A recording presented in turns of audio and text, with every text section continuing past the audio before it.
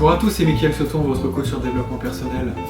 Alors aujourd'hui nous nous retrouvons pour une nouvelle vidéo sur le jeûne intermittent. Mais qu'est-ce donc? Eh bien vous allez le savoir dans cette vidéo. Mais avant, petite précision, donc ça fait partie de la catégorie corps et santé. Là encore, je rappelle une nouvelle fois, c'est pas parce qu'il y a corps et santé qu'il n'y a pas psycho et sociaux à côté, ou même de la séduction, on sait jamais, hein, voilà, mais c'est juste que c'est la dominante de la vidéo, tout simplement. Mais voilà, j'ai trouvé ça sympa quand vous recherchez une vidéo sur voilà, les listes, qu'on sache immédiatement où ça se situe, pour qu'elle soit classée. Donc le jeûne intermittent. Alors déjà, le jeûne, qu'est-ce que c'est? Le jeûne, c'est une rétention de nutrition, on pourrait dire ça comme ça. Je ne vais pas dire privation, parce que je n'aime pas le terme, et ça porte à confusion. On va dire une rétention de nutrition sur une certaine période. Voilà. Alors, n'est pas inclus dans le jeûne le fait de manger moins et un petit peu toute la journée. Ça n'existe pas. D'ailleurs, c'est totalement contraire à l'esprit du jeûne. Totalement. Donc, un jeûne intermittent, en fait, ça consiste, par exemple, vous avez 3 repas, les fameux 3 repas qui, dans notre société, sont admis depuis qu'on est tout petit, le petit déjeuner, le dîner du soir, voilà. C'est quelque chose contre lequel je ne vais pas me battre contre vous, quelque part, même si vous venez vous faire coacher, je ne suis pas là pour vous dire c'est bien, c'est pas bien. C'est pas du tout l'esprit de cette vidéo. Par contre, l'esprit du jeûne intermittent, ça je peux vous l'expliquer. C'est en fait, vous prenez un de ces repas-là, par exemple, vous le retirez, on retire un repas, on dit ouais mais est-ce que tu vas pas t'affaiblir en faisant ça? Pas du tout, c'est pas l'idée. L'idée c'est qu'ensuite, votre pool calorique, si je puis dire, vous allez le reconduire sur un autre repas, ou pas, selon votre besoin, votre appétence, quelque part, et en fait, vous allez augmenter la période durant laquelle, en fait, si vous voulez, vous n'êtes pas en train de digérer ou de manger. C'est un petit peu ça. Donc en gros, je résume. Admettons, on fait le jeûne le matin. Totalement possible d'ailleurs. Contrairement à l'idée reçue, on peut très bien jeûner le matin, c'est même un des jeûnes les plus faciles à mettre en place en vertu des règles de la société. Parce que souvent, soit le soir, on mange en famille, à midi, souvent on est au bureau, donc on mange malheureusement vite fait, voilà. Donc il reste le matin, c'est un bon choix, généralement. Et en plus parce que vous avez toute la nuit, donc finalement vous le sentez un peu moins. Et donc du soir, par exemple, vous faites votre dernier repas le soir, voilà, vers les 19h, 20h, 21h, je sais pas. Et après vous avez toute la nuit, plus jusqu'à midi du jour suivant, où vous n'allez pas manger, tout simplement. Donc c'est ça le principe. Et après, attention, la règle du jeûne, de mon côté en tout cas, ce que je propose, c'est des jeûnes où il n'y a pas de privation. C'est-à-dire que, en fait, vous arrivez à midi, vous mangez ce que vous voulez. C'est ça le principe. Donc, alors, sur cette vidéo, on va pas trop parler de vous mangez exactement ce que vous voulez, c'est pas tout à fait vrai dans un certain sens, mais pour qu'on se comprenne pour l'instant, je dis ça, effectivement. Parce qu'évidemment, c'est encore plus efficace si vous mangez les bonnes choses, et là je parle pas de diversité, je parle surtout de qualité, de qualité du produit. Donc on peut le dire rapidement, ce qui est transformé est à éviter. Donc il faut que ça soit le moins transformé possible. La part de bio est importante, mais en fait le bio ne veut pas dire grand chose en réalité, je vous le dis, je vous le révèle peut-être, mais le bio en fait c'est juste que on revient à un standard, si vous voulez, où il n'y a pas de pesticides, ce genre de choses, au moins possible. Voilà. Mais en réalité, ça ne présuppose pas de la qualité d'un produit, puisqu'il peut être transformé et être bio, ce qui n'est quand même, ce qui n'a pas grand sens. Vous voyez. Je pense même qu'on pourrait faire des barquettes de plats préparés qui sont bio, ça serait possible, je pense. Vous voyez, Et parce que c'est bio et parce que c'est vert et que ça paraît être l'écologie, on achète ça voilà, comme si c'était le Saint Graal. Attention, hein, attention. Mais bon, ça fera peut-être l'office d'une autre vidéo, hein, c'est pas le sujet aujourd'hui, bien que ça soit lié, hein, évidemment. Donc l'idée c'est vraiment, voilà, c'est cette période pendant laquelle on profite de quoi du coup? Parce que ça sert à quoi de faire ça? Alors il faut savoir que le corps, normalement, là je pense que je vais en choquer peut-être plus d'un, n'est pas fait pour avoir 3 repas par jour, hein, je vous le révèle. Éventuellement, pour ceux qui sont dans des sports extrêmement intensifs, voilà. Et encore, et encore. En réalité, on est plutôt fait pour manger beaucoup moins que ça, en fait. Il suffit de regarder un petit peu le fonctionnement des animaux. Alors, il y a des études, là je vais vous mettre d'ailleurs hein, dans le lien de la vidéo, parce que quand on commence à aborder des sujets qui pourraient ne pas rassembler tout le monde, je vais commencer à aligner les études scientifiques. Je précise une chose sur ça.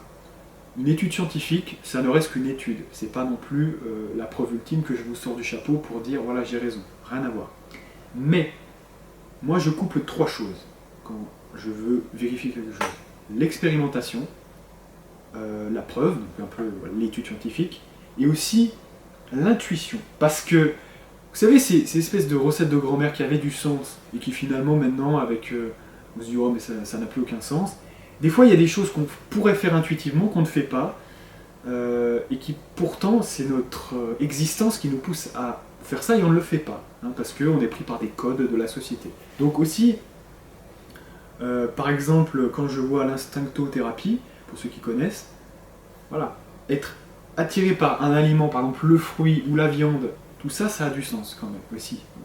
Donc ça n'a pas besoin d'être forcément prouvé, mais c'est important. Alors, voilà. Les 3 choses sont importantes. Et une fois qu'on a ces 3-là, moi je peux valider et vous le proposer en séance ou en coaching. Ou voilà.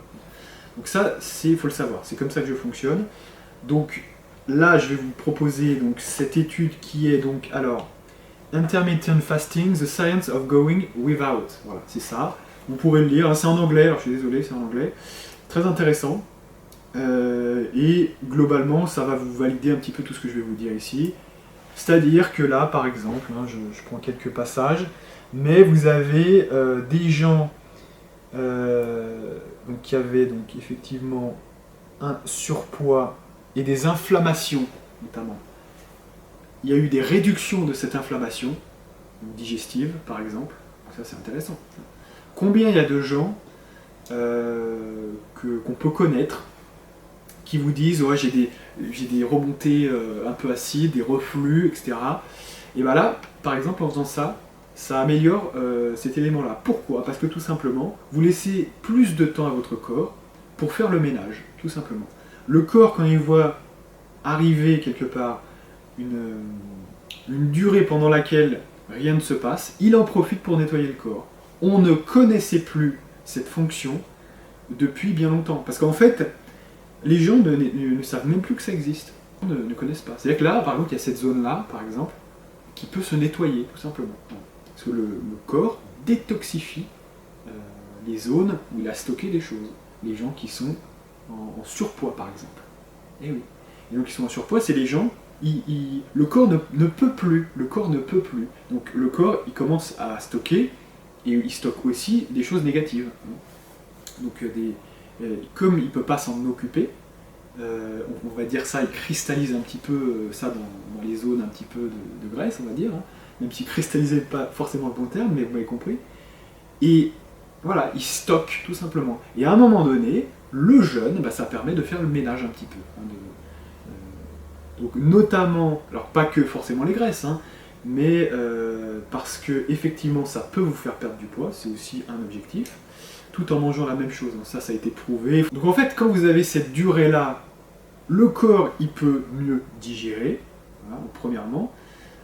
Il peut aussi s'occuper de tout ce qui est à réparer dans le corps et où il n'avait plus le temps du tout, parce qu'en fait, vous le harcelez tout le temps, le matin, vous lui demandez de digérer, il n'a plus le temps, il est absolument poussé dans ses derniers retranchements, en fait, hein, au bout d'un moment. Et ça, comment on peut le voir? Bah, c'est les manifestations classiques, c'est-à-dire que vous savez que dans votre, par exemple, dans votre ventre, il y a des parois intestinales, enfin il y a des parois, des parois tout simplement, et notamment la graisse permet de reformer ça. Mais encore faut-il qu'il y ait cette réparation possible. Vous voyez, quand vous poussez au maximum tout le temps, ce qu'on pourrait associer au stress, qu'on pourrait associer au fait dans cette société de jamais se reposer, c'est tellement frais, c'est tellement fun, c'est tellement bien de toujours être à 100%, hein, comme on nous dit, ne jamais baisser les bras. Donc c'est cet esprit-là qui peut avoir du sens, mais à un moment donné, il faut que le corps aussi se repose. C'est-à-dire que si vous faites quelque chose de très intensif, il doit y avoir la même représentation dans le versant du repos. Le système sympathique, le système parasympathique. Donc, si ce n'est pas respecté, bah, vous poussez votre corps dans ses derniers retranchements, donc vous avez des remontées acides, vous voyez, vous sentez qu'il y a quelque chose qui ne va pas, hein, qui ne fonctionne pas, et souvent, on se dit, oh, c'est comme ça, hein, c'est parce que j'ai mangé quelque chose qui n'est pas très très bon. Non, en fait, c'est vous qui, quand vous mangez, vous regardez la télé, vous mangez vite fait à midi par exemple. Et ben, ça, c'est toutes les conditions idéales pour mal digérer. On mange dans un état de stress, etc. C'est tout ce qu'il ne faut pas faire. Parce que c'est deux systèmes qui s'opposent en fait, hein, tout simplement. Et donc ça, c'est très mauvais, hein, c'est extrêmement mauvais. Donc, en faisant un jeûne intermittent, qu'est-ce qui se passe? Vous laissez à votre corps un petit peu de répit.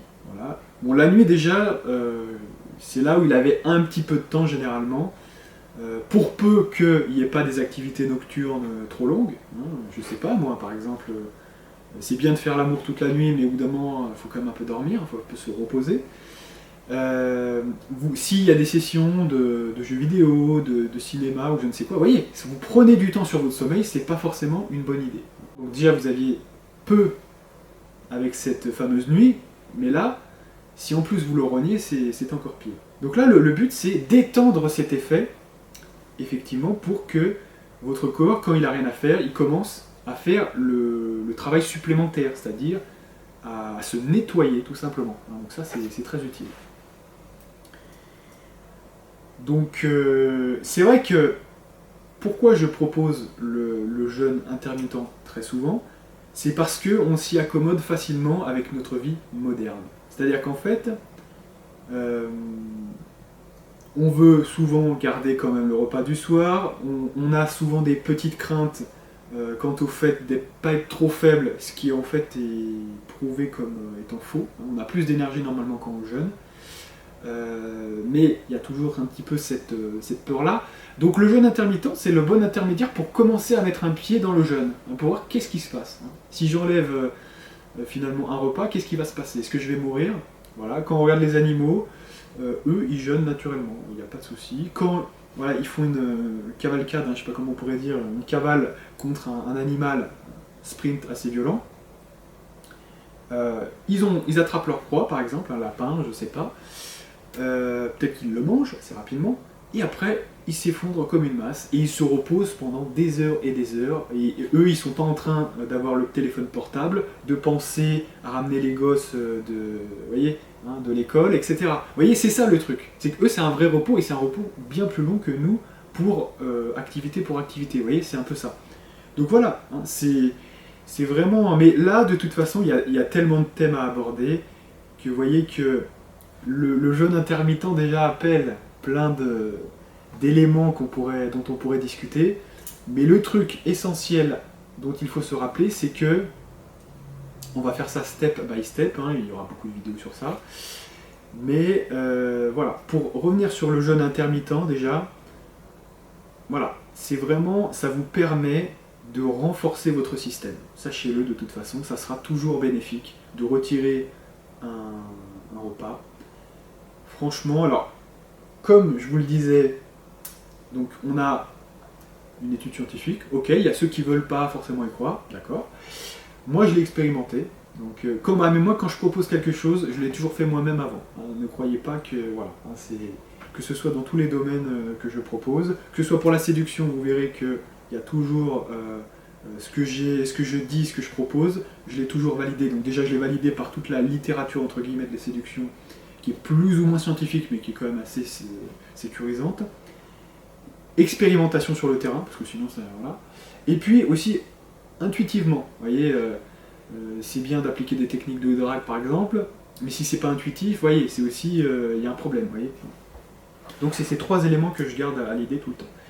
Donc bah là c'est pareil, hein. J'ai testé le jeûne intermittent, et il est toujours actif actuellement. C'est-à-dire que là, ça fait bientôt 2 ans que je suis au jeûne intermittent, j'ai plus d'énergie qu'avant, je ne me sens pas plus faible. Alors ce qui se passe, moi je peux vous raconter, puisque ça peut être un bon moyen hein, de parler un peu de ça. Ce qui se passe, c'est que les premiers jours, vous avez le sentiment du manque de nourriture, et attention à ne pas confondre la faim et le manque. Voilà, c'est ce qui se passe généralement. Sinon, très vite, vous y faisiez, en fait, on s'en fait une montagne, mais c'est rien, en fait, c'est vraiment... Et maintenant, je peux même être en capacité d'enlever 2 repas et de manger beaucoup plus le soir, par exemple. Alors, il faut faire attention parce que quand on mange vraiment beaucoup plus le soir, après, parfois ça fait un peu lourd sur le ventre. Ouais, c'est juste ça. Mais sinon, ça donne encore plus de capacité pour le corps. On me rappelle bien qu'on ne fait pas une privation. On mange ce dont on a envie. Le soir, par exemple, si on fait 2 repas qu'on n'a pas fait, on mange vraiment ce qu'on a envie le soir. Et essayez, moi je vous conseille quand même, de ne pas être en mode morphale, entre guillemets, c'est-à-dire d'essayer de manger lentement, parce que ça peut vite, comme on a, voilà, il n'y a pas eu les 2 repas, voilà, on peut manger un peu vite, donc voilà, on se calme et on essaye d'apprécier, hein, c'est aussi le but hein, de manger lentement, c'est une bonne chose d'ailleurs de manger lentement, donc voilà. Mais sinon, il n'y a pas de contre-indication, justement, contrairement au jeûne long qu'on verra peut-être dans une autre vidéo, le jeûne intermittent est parfait pour justement quasiment tout le monde, en fait tout le monde peut le faire, c'est vraiment très pratique. Alors il y a une limite moi que je lui quand même mettrais sur le dos, c'est que justement, comme il est peut-être un petit peu trop léger en termes de jeûne, pour certaines personnes, elles vont se rendre compte qu'il y a des choses qui se passent, notamment des écoulements de détoxification, qui peuvent être un petit peu piégés entre 2 eaux. C'est-à-dire que, en fait, le corps attendrait que vous jeûniez encore plus profondément pour vraiment finir la détoxification. Si vous êtes dans cette situation-là et que ça dure quelques semaines, intensifiez votre jeûne. Si vous n'êtes pas particulièrement gêné, par exemple pour un repas, augmentez à 2. Voilà, si vous avez la capacité de tenir, voilà. Sinon, voilà, vous allez être pris un petit peu entre 2 feux. Moi, c'est ce qui m'est arrivé, et j'ai réglé la solution en intensifiant un petit peu le jeûne. Vous voyez, comme quoi le nettoyage ne peut se faire quand même qu'à une certaine amplitude, vous voyez. Et donc, ça nous valide quoi, ça? Ça nous valide qu'en fait, quand vous aviez vos 3 repas, ça ne se déclenchait jamais pour ça, en fait. Vous voyez, c'est ça le truc. Hein. Donc, c'est quand même important de le voir. C'est-à-dire que, en gros, en mangeant tout le temps, et là je parle de 3 repas, mais il y a des gens, ils mangent à 4 heures, à 10 heures, etc. Donc, vous voyez, imaginez encore plus. Hein. Ça ne se déclenchera jamais. Donc, ça veut dire que vous avez un corps, votre corps ne se détoxifie jamais. Vous voyez. Et là, moi, je prends ça très sérieusement, c'est-à-dire que c'est pas bon pour la santé, hein, effectivement. On est censé alterner des phases, hein, très clairement, c'est prévu pour. D'ailleurs, les réactions nous le prouvent. Hein. On pourrait ressortir aussi d'autres études qui prouvent que, par exemple, il y avait une étude russe hein, comme ça, qui disait que il y avait deux groupes qui avaient été pris en comparaison. Un groupe qui avait jeûné et l'autre groupe qui n'avait pas jeûné, et qui avait été soumis, alors là ça avait été un petit peu malheureux pour eux, ils avaient été soumis en fait à des radiations. Donc ça très très grave hein, quand même. Et bien on a vu que ceux qui avaient jeûné ont survécu en masse, ceux qui n'ont pas jeûné sont quasiment tous morts de radiation. Voilà. Donc ça fait réfléchir. Hein. Ça veut dire qu'en fait, quelque part, ils ont détoxifié les autres, hein, finalement ceux qui ont fait le jeûne ont détoxifié toutes ces mauvaises choses. Peut-être, je crois que dans le groupe, il y en a quand même qui sont morts. Mais oui, c'est quand même très très violent. Hein. Alors attention, hein, je précise, l'étude, c'est pas les scientifiques qui ont irradié. Hein. Ils ont été pris ensuite, une fois qu'ils ont été irradiés, ils sont venus faire l'expérimentation. On peut prendre des... Voilà. C'est normal, voilà. On va pas irradier les gens. Hein. Mais voilà, vous comprenez. Hein. C'est-à-dire qu'en fait, ceux qui ont été faire le jeûne ont survécu. Vous voyez, ça a fait poser plein de questions, notamment pour le cancer, pour tout ça. Hein, des pistes de réflexion. Alors, je ne m'aventurerai pas trop loin parce que pour l'instant, je vais encore rassembler quelques preuves, mais j'ai ma conviction hein, sur ça évidemment. Je pense que effectivement il y a plein de choses qui se passent dans notre corps parce que la société moderne lui apporte quelques composants, etc. Et que ça fait faiblir, voire faillir le corps. Hein. Donc voilà.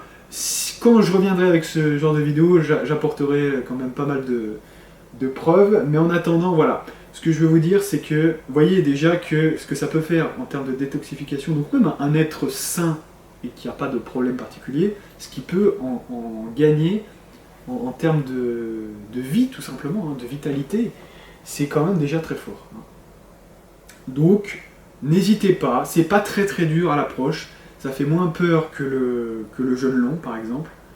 Le jeûne long, faut quand même être dans un certain style. Parce que le jeûne long, si vous voulez, vous pouvez pas trop le faire avec un stress de travail, etc. C'est pas possible. Le jeûne long, il demande de la quiétude. Vous voyez, donc ça, c'est peut-être moins adapté. Et voilà, on veut tout à la fois, on veut pouvoir travailler tout en jeûnant, tout en... Bon, hein. Donc celle-ci, c'est vraiment la version facile. Et franchement, tout le monde peut à peu près le faire. Voilà. Et ce qui est intéressant là-dedans, c'est que le jour où vous voulez faire un petit déjeuner, vous pouvez vous le faire, voyez. Mais c'est pas l'inverse, c'est pas tout le temps 3 repas, etc. Vous voyez, la démarche est différente. Vous voyez, vous avez une petite appétence le matin, là vous avez, voilà, il y a des biscottes, il y a du beurre, voilà. Et ben, j'ai envie de me faire un petit déjeuner, et ben je le fais. Vous voyez, ça peut être ça aussi, vous voyez, c'est un petit peu de ne pas se faire imposer, rien ne doit vous être imposé quelque part. Hein. Si on mange par dogme et par, vous voyez, alors, je peux comprendre quand même que c'est vrai que le repas du soir, souvent on est en famille, ça je veux bien le comprendre effectivement, mais sinon pour les autres, faut voir, hein, c'est à vous de voir aussi, hein. Je propose et c'est vous qui essayez ou pas, hein, voilà, tout est disponible, hein. J'essaie vraiment qu'on fonctionne comme ça en coaching, rien n'est obligatoire. Enfin voilà, donc j'espère que ça vous aura plu, cette petite vidéo sur le jeûne intermittent. Et donc moi je vous donne rendez-vous pour de prochaines vidéos, et je vous dis à plus.